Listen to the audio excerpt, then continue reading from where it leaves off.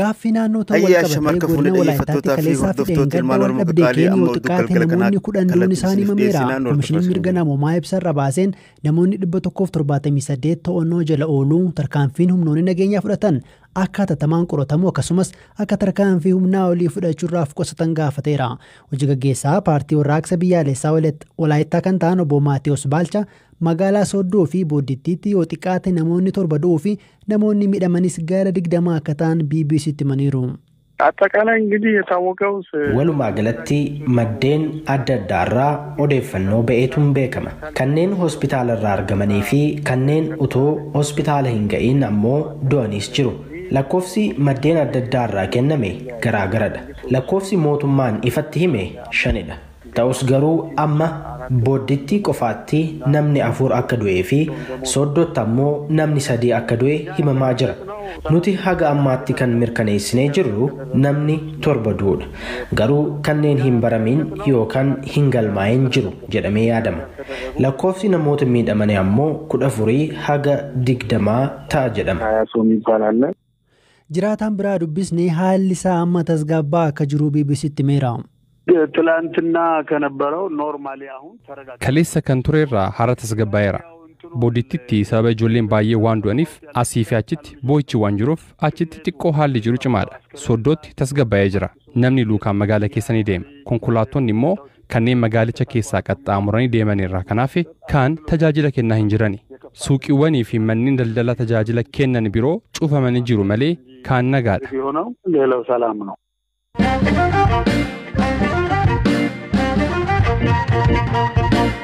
Itoophiyaatti guyyaa tokkotti namoonni 20 koronaa vaayirasiin du'uu ministeerri fayyaa ibsee qorannoo sa'aatii 24 keessatti taasifameen vaayirasichi namoota 584 irratti argameera. Waliigalli 24,000 caaleera. Gama kaaniin lakkoofsi ogeessota fayyaa vaayirasichaa naannolee garaa garaatti qabamanii dabalaa jira. Firaafoolii dhugaasaa gabaasa qabdi. Itoophiyaa keessatti tatamsa'inni COVID-19 erga dabalaa dhufeetii ogeessoti fayyaa hedduu vaayirasii kanaaf saaxilamaa jiru. Ti'aanaa hoogganaa waajjira fayyaa Oromiyaa obbo Darajjee Abdannaa Oromiyaa keessatti namoonni 1,000 ol COVID-19 qabamuu isaanii fi isaan keessaas gara 30 ogeessota fayyaa ta'uu himaniiru. baay'insaanii hospitaalota keessumaa wiirtuu yaalii kun taane naannoo hospitaala tajaajiluma idilee kennan keessattidha. Akka Oromiyaatti godinaalee magaalota hundumaa keessatti yeroo ammaa kanarraa dabalatee gara 1,827 irra ga'ee jira jechuudha namooti qabamanii magaalota naannoo Finfinnee jiranii fi warshaalee keessa bal'inaan jechuudha baay'inni keessa jiru.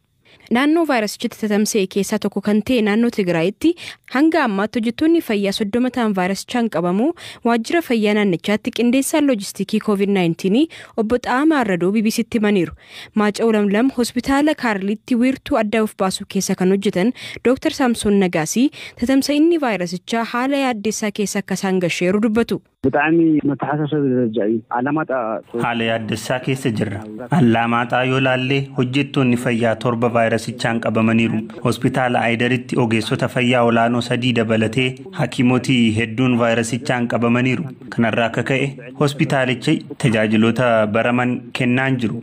Naannoo Sidaamaatti Daayiriktarri dhaabbata fayyaa hawaasaa naannichaa Dr. Maatee Mangashaa hanga kaleessaatti naannicha keessatti namoonni 452 vaayirasichaan kan qabaman yoo ta'u isaan keessaa 13 ogeessota fayyaa 2 immoo hojii gargaartota ta'uu dubbataniiru. Vaayirasichi indastiriyaal paarkii hawaasaa keessattis tatamsa'aa jiraachuu kan himan Dr. Maateen hanga ammaatti hojjettoonni paarkichaa 100 ol ta'an vaayirasichaan qabamuu BBC'tti himaniiru. Dhugaadha. Vaayirasichi tatamsa'aa jira. Odeeffannoo hanga har'aatti qabnuun hojjettoonni 130 ta'an qabamaniiru. Odeeffannoo jalqaba nu ga'een hojjetaan tokko vaayirasichaan dhukkubsatee mana yaalaa jiraachuu barre.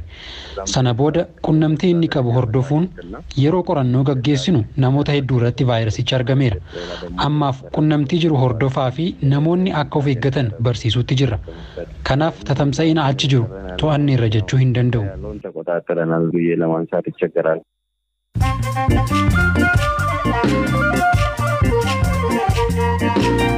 Dhaggeeffattoota keenya oduuwwan gaggabaaboo simbiraan hangaa naannoo Afaaritti 7 darba keessa lagni Awaash guutee naannolee hedduurra lola'uu isaatiin jiraattonni 27,000 ol ta'an keessaan irraa buqqa'an. Walumaa galatti aanaalee 12 keessatti namoonni 67 ta'an balaa lolaa kanaan miidhamuu qondaaltonni BBC'tti himaniiru.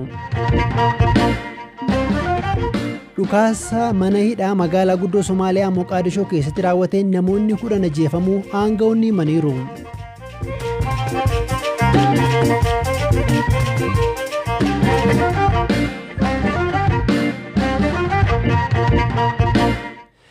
Paartiin badhaadhinaa Oromiyaa konfiraansii xumura torbaa dhiifama randeebiyaa paartiin badhaadhinaa Oromiyaa konfiraansii xumura torban darbee taa'een ministeera raayyaa ittisa biyyaa obbo Lammaa Magarsaa dabalate miseensummaa irraa ittiseera. Kanaan ala gorsaan dhimma hawaasummaa ministeera muummee Abiyyi Addee Xaayibaa Huseenii fi hoogganaan duraanii biiroo bulchiinsaa fi lafa Oromiyaa Dr. Milkeessaa Miidhagaa kanneen ittifaman keessaati. Akka sababaatti dirqama dhaabaa hin raawwatiin hafanii kan jedhamanidha. Qondaaltonni kun miseensa koree giddu galaa dhaabichaa fi dubbii duraanii dhaabichaa obbo Awwaluu Huseen kan dubbise Baqqalaa Toomaan badhaadhinni Oromiyaa akkamiin miseensa koree hojii raawwachiiftuu dhaabichaa koree giddu galaa keessaa baasuu danda'a jedhee gaafateera. Ilaa maaltu jira seeta? Gaafa walitti makamuu suni murtaa'u mirgaaf dirqamni paartii ODP keessa turee fi akka biyyaatti immoo addawaayii keessatti qabnu ture suni guutumaan guututti gara nacee jira akka jedhu seeraan mirkanaa'ee dambiin kun immoo boordii filannoolee qaama dhimmi ilaallatuun illee mirkanaa'ee jira jechuudha. Amma gaa mirgaaf dirqamni sun kan dhuunfaan qaban erga dhiisanii gara bakka tokkotti dhufanii sin garuu mirgaaf dirqama dhuunfaan qabdan sanatti dhimma baataniitu kan paartiin badhaadhinaa kan damee Oromiyaa kan miseensa koree jiddugaleessaa akka obbo Lammaafaa kana ka oggure kun akkamitti ta'uu danda'a? Ila mirgaaf dirqama akka dhuunfatti qabnu sun jechuun baay'ee gaafuma paartii badhaadhinnaa ijaarru paartiin badhaadhinnaa akka biyyaalessaatti akkuma jiru ta'ee dameen isaa damee Oromiyaa, damee Tigraay, damee Amaaraa, damee Kibbaa jedhameeti kan ijaarame dambii keenya keessatti. Paartiileen damee kun immoo dameef immoo aangoo kennametu jira. Aangoo kenname. Walitti baqanii tokko ta'aniiru inni jedhu suni akkamittiin dhugooma reega quba qobaatti aangoo akkanaa qabaatanii obbo Awwalu? Ila baay'ee amma aangoon murtiin nu murteessine kun murtii dhumaatii miti baay'ee. Yaada murtii eenyuuf yaa'ichaaf yookaan mana marii paartii badhaadhinaa biyyoolessaatiif yaada murtiiti kan nu dhiyeessine. Still final approval ka argatu achirratti. Amma konferensiin kun taa'ee maaliif qaama seerummaa qaba OPP mataan isaa Oromiyaa Prosperity Partiin qaama seerummaa qaba dambii keenya keessatti konferensii geggeessuu danda'a kana seeraan kennameef konferensii irratti yaadota murtiisa barbaachisan kun kana hojjechuu danda'a jechuudha. Akka damee Oromiyaatti waan raawwatu qabu hin raawwata. Akka waliigalaa dhimmoota akkanaa kana immoo yaada murtii gurguddaa akkanaa kana immoo yaa'ii dhiyeessa. Dhuunfaatti socho'uun kun ammas ishee akka irraa deebitanii fi dhuunfaatti ka Amaaraa ka Kibba ka Somaalee ka Oromiyaa dhuunfaatti socho'uun kun paartiin badhaadhinaa dhaaba tokko ta'eera koree giddu galeessaa tokko qabaa mana maree tokko qabaa isa jedhamu sana wajjin waliin faallessoo obbo Awwalu. Akkam seeta biyyi kun biyya guddaa amma konferensii akka biyyaalessaa bakka takka geggeessinuu jenne hin danda'amu. Kana paartichi damee qofaa miti zoonii irraa qabna. Zoonii hujimaata dhaabaatiin kaaga ammaa jiru kabiraa haarawaa akka paartii badhaadhinaatti hujimaata haarawaa baasaa jirra. Haga hujimaanni haarawaa ba'uu fi hujimaanni haarawaa ba'u kun immoo yaa'ii ittaanu ka paartichi geggeessuun mirkanaa'a. Agasiif immoo hujimaata jiru san haa fayyadamnu ka jedhu sanillee manuma mariitti murteessee murtii beekamtii seeraa kan qabu jechuudha. Hoogganoonni amma ittifaman kun seeraan gaafatamu wanti jedhu yookiin hidhamuu malu wanti jedhu shakkiin jira kanarratti maal naan jettu? Baay'een isaa yeroo qorannaa geggeessinu keessattuu taatee tibba kanaatiin wal qabatee kan adda xayyibaattu ka'aa ture naannoo Shaashamannee sanii wal qabatee eeruun gamaggamni hawaasa irraa fi geggeessitoota keenyarraa kan ka'aa ture isii wal qabata xiqqoo isii sunillee qulqullaa'ee yoo bilisa taate gaarii yoo bilisa ta'uu baatte sun akkuma nama kamiituu gaafatamummaan suni yoo badiin jiraatee fi badiin sun immoo seeraa yoo mirkanaa'e suni eenyuufillee ka ooluu miti.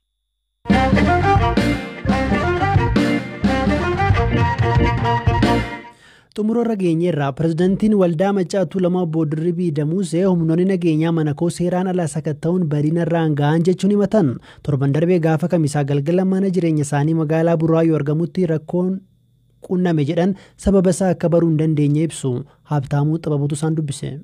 Gaafa kamisaa Agosti 2020 galgala sa'aatii 3tti dhufanii balbala marsanii waraanni dhufee balbala rurrukutanii banaan jedhanii lakkii sa'aatii kanatti hin bannuuf himaa inni jennaan poolisiidha jedhanii poolisiin guyyaa dhufa malee halkan hin dhufu jennee calumaa dinnee hamma sa'aatii 3tti calqaban hamma sa'aatii 5tti utuma dhiitanii booda harri inni guddaan biyya daansaa inni karaa gadii gadhiise inni karaa gadii yeroo gadhiisu bahee bisilatti cabsanii seen jedhee booddee wal guuranii guuranii ol nam'anii harka jilbeeffadhaan jedhanii nan jilbeeffattee bakkuma jilbeeffattee jirutti na sakatta'anii gibbii keessatti nam'anii naanna'anii mana hunda bobbananii ilaalanii maatii mana jiru gadi yaasanii beenuun baanaa jedhan nagaa mana hidhaatti nageessu dheetiin bahee dhageere yeroon balbalarra gadi ba'u dura osoo karra hin ga'in salgii qabee na darbate tokko isa booddee yeroon balbalarra ga'u bitaa mirgaanuu xarabaadhaan miila na jalaa butanii jirma dugdatti gadi na gadhiisanii dugdarraa na xaaxa'ee bakka gaggabeen kufee achi yeroon xinnoo bayyan ta'uun immoo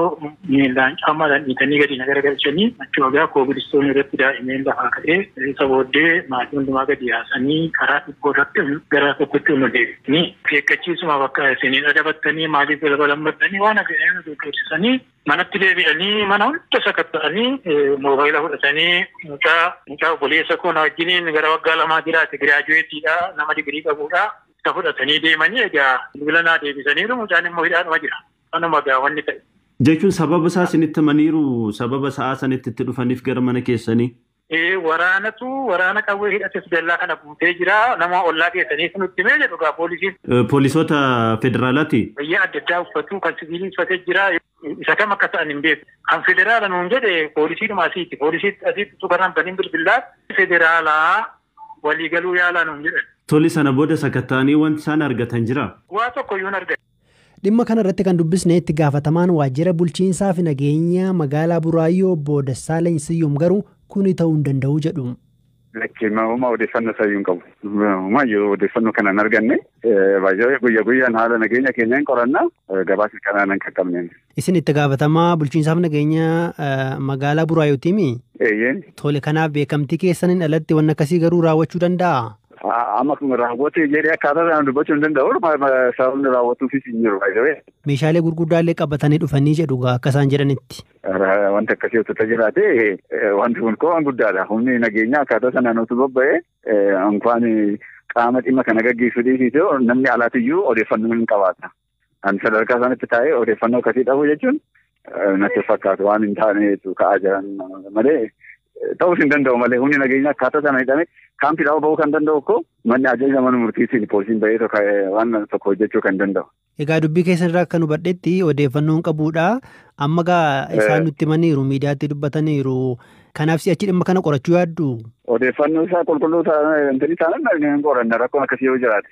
Garuu ta'uu hin danda'u waan jedhu fanaan sababa isaa dhimma kan dhiyeenyatti hoogganaa waan ta'eef hin jiru waan ta'eef. Kanaaf dhimma kana deemanii odeeffannoo kennuu danda'u ta'e ture. Garuu hin jiru wanti akkasii wanti nu qaqqabee hin jiru. Iyyan akkasiis magaalaa sana keessatti hin jiran namni. Isaan akka isaan jedhanitti gaafa qajeelcha poolisii Buraayyootti bilbilaanii miseensota poolisii federaalaati waliin ta'ii waan isaan si gaafatan deebisii finaan jedhanii jedhan. Lakkishanii kan beekudha. Akkamitti akka deebisaniifis gabaasa kana poolisiinis akkamitti akka kennan hin beeku. Dhaggeeffattoota keenyaa sagantaa raadiyoo BBC Afaan Oromoo kibxata galgalaa caqasaa jirtu sagantaan keenya irraa kanumaan xumuramee boroo walitti deebinaa halkan gaarii.